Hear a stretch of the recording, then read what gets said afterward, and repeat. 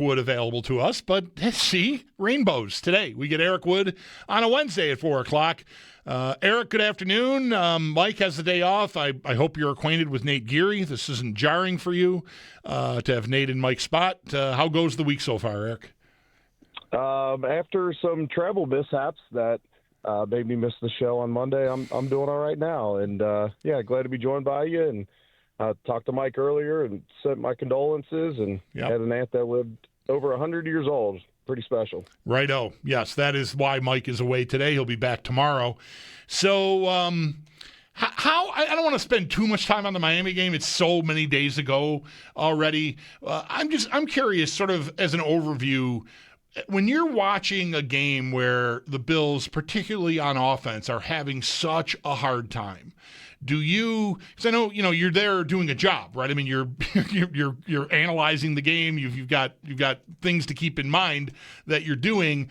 Are you thinking, oh, they'll get it together here? Like, this next drive will be the one. Is that like still the former player in you that think like be optimistic, or are you sitting there watching a game? Like, I feel like a lot of fans that are active on social media during the games have their heads in their hands while these games are going on. And obviously, you can't do that because you're talking. I'm wondering when they're struggling like they were on Sunday, do you think like just one good play and you're out of this? Well, if we're at home, I'm usually messing with Nate Geary about his tweets going off the rails during our radio timeouts. But, no, I mean, it's natural for me. And if we have time, I like to bring up points like this on the broadcast, like, hey, I think they need to lean into some more play action here, or, get the passing on earlier downs, or lean back into the run game. We don't always have time coming in and out of breaks to do that. We often talk about that off air. But, yeah, it's ingrained in you after, 4 years of college football and 9 years in the pros to be looking for answers out there for your team. And we can have a biased broadcast. We're focused mainly on the Bills. And so, yes, I'm out there looking for answers throughout it. And, I don't know half of what Joe Brady and those guys know as far as solutions go. But, during my time with the Bills, we'd come to the sidelines. You're talking with the coaches. You might make suggestions of what we should get to or what we're feeling out on the field in those moments. And so, yeah, that definitely still hits my brain, and, I can do nothing about it. Well, coaches, I learned this year, coaches cannot have their cell phones in the booth with them or else it's a massive fine. And I found that out because Aaron Cromer, for the last preseason game against the Buccaneers, he went up to the booth and let his assistant coach the offensive line for the day, and he just took it in the game from the booth and helps out the staff from up there. And I said something, or I had texted a picture of him eating right before going in there, and he didn't get it till afterwards. He said, no, I think it's $15,000 or something if you even have your phone in the booth. All right, well, let's be careful about that then. All right. Well, then Sunday, like as that game is unfolding, like what did you see? What could the Bills have pivoted to that they didn't? Like what went wrong? It's 16-0. It's not like they were getting killed. They just could not get in the end zone for 3 quarters in this game against a Miami team that, I mean, it's not like Miami showed up ready to go. They blew a timeout before the clock had even started. Threw practically. A pick on the first drive. Threw a pick on the first drive. It's like they were like, oh, here they come. They're ready to go. Like they were sloppy. They were the Dolphins. They were the Dolphins to start the game, and the Bills couldn't take advantage. So, like, why were they so stuck in the mud as you see it, Eric? Yeah, I think at times they were trying to force the run game, and Joe Brady talked about that on Monday where – they were doing some stuff personnel-wise, adding some bigger bodies on the field, which didn't allow us to get to the second level as easy. It allowed their linebackers at times to run through, to contact Cook in the backfield where he's struggling at times to even just get back to the line of scrimmage. And then, they would have a good drive, and then here comes a fumble. Here comes a turnover. And, it's just a recipe for disaster. And then you would struggle on first down, and then you get to these obvious pass situations because of your lack of production on first down, especially, to where now Miami's running simulated pressures, and, there was a variety of issues with the passing game. It's hard to pinpoint one thing. At times it's separation. At times it's decision-making by Josh. At times it's, potentially, I don't want to say a bad call, but an inopportune call maybe based upon the defense they called. And so you combine all that, and it turns into a really lackluster day on offense. And then, when your offense isn't producing, we also never got great field position. The two interceptions were both essentially arm punts down the field, and then on the one we get a penalty, and so instead of starting at the 40, we start at the 15. We have a good kick return. Instead of starting at the 40, we started like the 13. I think we have the second worst average starting field position in the NFL this season. And when you have a offense that is struggling at times, you talk about complementary football. We're not getting much from the return game. It's fine, but it's not doing us any favors, especially the kick return. Punt return's not doing a whole lot at all. And then you get a couple turnovers, but you're still backed up. And it was a tough day at the office for the offense, obviously. But I think them just being a little stubborn on first down with the run game when Miami was either adding an extra defensive tackle or playing these big personnel groupings with stacked boxes, it just wasn't a recipe for success. I wanted to ask you, Eric, because I found the most frustrating part about watching that game back was the lack of urgency that the Bills offense was playing with at the end of the third quarter going into the fourth quarter. And I kind of noticed it. It's been sort of an all year thing where it seems like part of their philosophy offensively is like we want to eat some clock and we want to possess the football. And it's almost like I was talking to somebody yesterday about this, how it's like with Ken Dorsey, you had this extreme of we want to press the ball down the field. We want to score 100 points on you. Like that was kind of the mindset of the Ken Dorsey offense. And then we got to the absolute polar opposite where it's a run game. We want you to possess the football. We want to use all three downs. We want to find ourselves in third and shorts and third and accessibles and kind of move the football down the field methodically. And I find it when they start to turn up the energy, they start to turn up the pace. I think about the fourth quarter against the Ravens. And I think about what the offense looked like after the first couple of plays in their first drive in the fourth quarter where they go right down the field. It seems like when they go to a more urgency or a quicker game, they have more success, but it seems like they're so ingrained in wanting to slow things down that it's almost too extreme. No, and that's fair. That's a fair point because, I'm seeing that as well. Now, I'm not in those meetings. Are they trying, this is a banged up defense. Are you trying to protect your defense a little bit in those situations potentially? But no, I'm with you. And to me, I had a conversation with Kyle Williams about this at some point throughout our career when we were still playing together. And I said, what are the toughest offenses for you to go against? Is it the up-tempo or is it the slower offenses? And he said it's the ones that get in and out of their tempos where you don't know if it's going to be hurry-up offense on the ball where we're trying to communicate a play in because they've gotten in the huddle the last two times, or it's when you mix up those tempos, that's when it becomes the most difficult to defend. It's the most difficult to communicate. They don't know whether they have time or not. Are we going to be able to get personnel groupings in? And it's being able to mix and match out of those tempos, I feel like, it is a way to get out of a funk. And we would see that pretty often with Brian Daboll when he was here where, okay, the offense is starting a little slow. Okay, let's get into hurry up. Let's try something different. Now, we had the opposite extreme when we had Nate Hackett and everything was no huddle. Well, then a defense can prepare for that throughout the week, and they know what's coming on a snap-by-snap basis.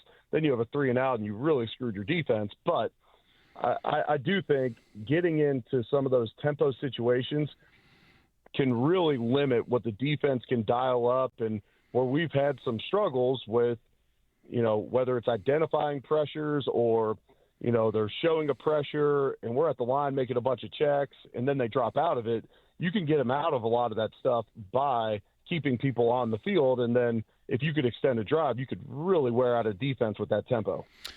Former Bills center, current radio analyst, also host of the Centered on Buffalo podcast, Eric Wood, our guest here for his weekly visit on the West Her Hotline. So, Eric, you mentioned Brian Daboll in the course of talking about that point about the tempos. Yeah, I thought that might trigger. Yeah, well, it should have been on my list, and you reminded me to make sure it is. So here it is. Like, let me from this angle, let's tackle it. How hard would it be?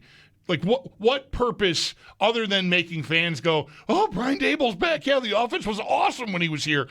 Mostly that's selective because I took plenty of calls from people who wanted to fire him. That Jacksonville game. You know, it's always the offensive coordinator, Eric. You know that. It's never the quarterback's fault. It's always the coach.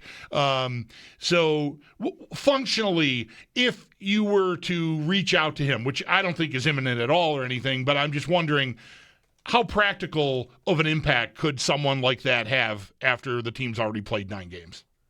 Yeah, it's interesting because oftentimes you'll see guys go be a senior analyst somewhere for free because they're still getting paid by another team. So they got to take a free position, kind of an unofficial position, but they want to stay around, and maybe that sets them up for the following year to be an offensive coordinator there or something else. I think Saleh did that.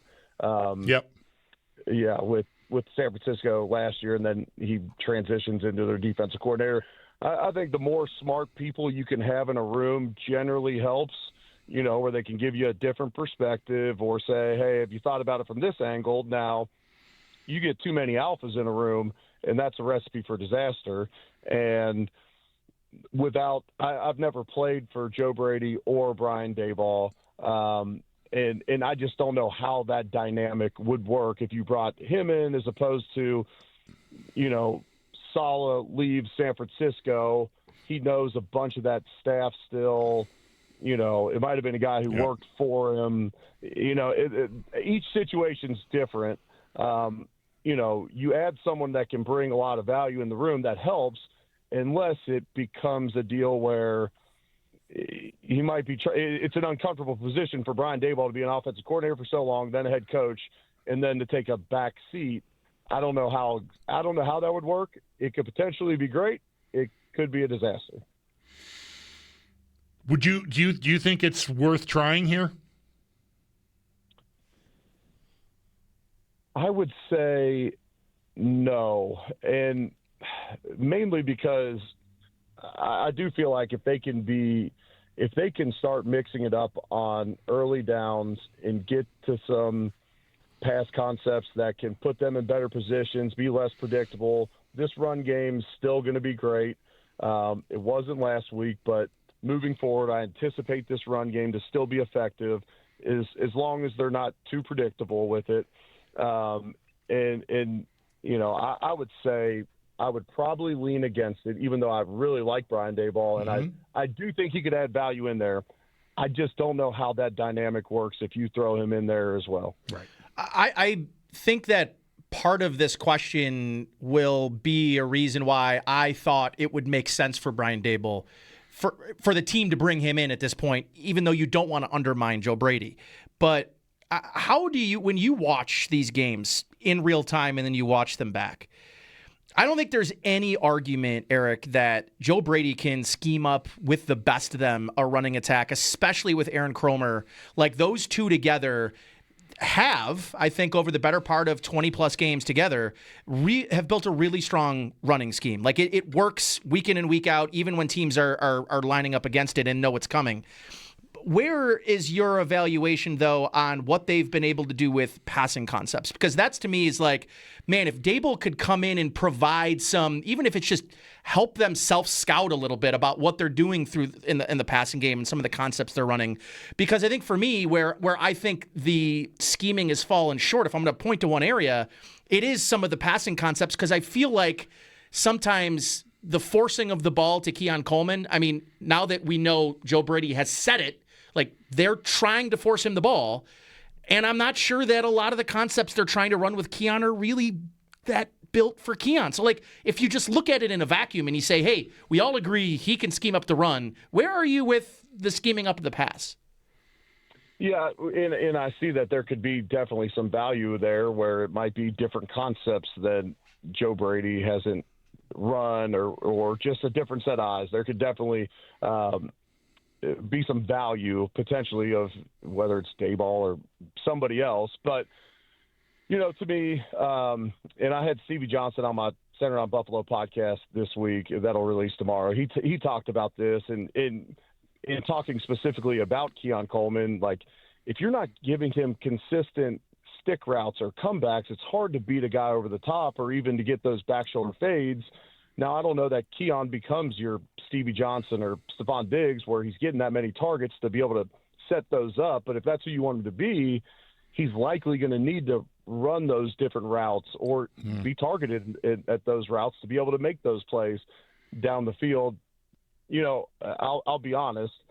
It's hard for me, and this is just me being completely frank, it's hard for me to critique pass concepts just being an offensive lineman. Now, look, I've been around football my whole life, and so I understand most of them. But, for me at times, I'm like, I don't know if that was an option route or if he sat the wrong direction or what happened there, but it's disjointed. It's miscommunication. And so, I thought, especially when Joe Brady first took over, I thought some of his 4 strong concepts that I would see Dan Orlovsky break down were fairly cutting edge, put a lot of stress on the defense, especially when teams were going mainly zone against us because we have Josh Allen and they didn't want to run man and have him escape the pocket. But no, I think it's fair criticism to say that we need potentially some different pass concepts down the field to produce at a higher level. But I'm just trying to be completely honest with you. That's not my particular wheelhouse to critique. And I don't think it'd be fair to me to say, bring in someone because that's not my wheelhouse. With that said, Eric, how they're really in tough now. I mean, Palmer is coming back, it looks like, so that's encouraging. Coleman is what Coleman is. I don't know, maybe he'll have a big game one of these weeks, and this will all sort of calm down. But they're down Kincaid now for at least this week. We'll see. And that has been maybe the the most dependable, certainly, thing they've had in their passing game other than like tunnel screens to Shakir. If you want something down the field, it's really been Kincaid that's been reliable. And with him out, I wonder, what kind of pivot, in a week here. It's already Wednesday. So they have a mini bye or anything. They got another opponent coming in here that's blitz happy and tough against the run in Tampa Bay. How imaginative can they get within their passing game with the personnel they have to unlock something here that they have not yet been able to use? Yeah, I don't know that they got to get super imaginative. It's, kind of leaning into, whether it's the RPO concepts that we used to see more, which if you see teams that are going to blitz a bunch, if they sit back, you hand the ball off. If not, you hit a slant behind them. Some of our bigger plays down the field have come because of those screens on the outside where guys then release and people are sitting towards the line of scrimmage because they're worried about making a play on Shakir. So some of our bigger plays have come off of that. But, I would say you can get pretty creative throughout a week, but I think ultimately our biggest success is going to come off of play action and heavy personnel, like giving a true threat of a run and having hard play action off of that and getting, whether that's shots down the field or, crossing routes or whatever that is. And then, finding Josh, utilizing the Curtis Samuels, the Elijah Moores to make people feel threatened by those guys. What do you think of Tampa?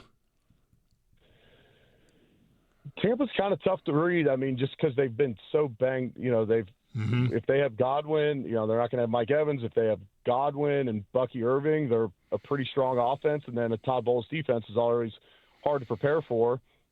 I think they're a solid team. I wouldn't put them in maybe the top 3 or 4 of the NFC, but they're a solid team. Yeah. Irving was on the practice field today, which was a surprise to me. Like the way it read yesterday. Yeah, we heard. Yeah, go ahead. Yeah, the Monday press conference was we don't expect to have Godwin or Bucky Irving, and then they're both out there today practicing, but it was a walkthrough, and so maybe that's some theatrics there, but we'll see. All right, Eric. Anything for us? Anything we miss here? I don't think so. I think we about covered it. I mean, I thought we weren't going to touch on the Dolphins, and then And then the whole thing was about the Dolphins. well, and here's the deal. The Dolphins game was an encapsulation of a lot of the issues that we've seen throughout the year. So it's hard to look forward without addressing where the offense was through the first three quarters, some of the missed tackles, the big plays for Miami. It's like when we've struggled this year, it's been that and turnovers, and then at times penalties, but it's turnovers and then those same issues that we saw against Miami. Oh, wait. I've got an important one for Eric. You walk out onto a golf course, Eric, and you see a guy warming up on the driving range, and he's got two gloves on. What's your radio-appropriate response in your head when you see that guy wearing two gloves? Is it raining? No. Is it freezing? No. Yeah, it's not a great look. I can't explain why. Right. It's just not. Yeah. We opened up today. I don't know if you've been following it. Josh and Baker Mayfield have had a little news conference fun today. Mayfield made fun of how tall Allen is, which is a weird burn, in my opinion, because Mayfield's not very big. I guess maybe that's the rub. And Allen's response was something along the lines of, Baker, he wears two gloves when he golfs. He's that guy. That's funny. I know. You've got sweaty hands or something. You play in 100 degrees and 100% humidity, you might need two gloves. That's a good point. Yeah, I think black gloves are a bad look as well. It just screams like you're gym class hero, right? Oh, I compared it, Eric, to somebody that's got the iron covers on. Oof, can't do it. Yeah. I'm so glad you didn't say I have iron covers. Right. I felt pretty confident. That would have been awkward. Yeah, I felt pretty confident he didn't. Same. Yeah. I mean, whatever. I'm still pretty new to all the golf stuff, so it's not as ingrained in me as you guys. All right, Eric. Thanks a lot for this, and we'll catch up on Monday. Safe travels, I hope. Okay. Or comfortable, orderly travels as well, on time. Orderly travels.